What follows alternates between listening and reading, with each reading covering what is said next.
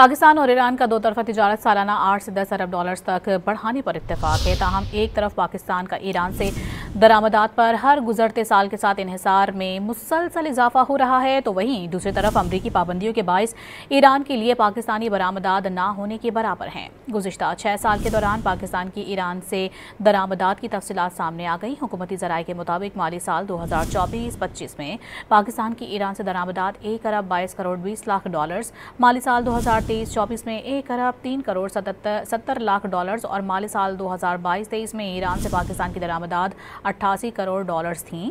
हुकूमती ज़राए का कहना है कि माली साल 2019-20 से लेकर 2023-24 तक के 5 बरसों में ईरान के लिए पाकिस्तान की मजमूई बरामदात महज 1,30,000 डॉलर्स थीं।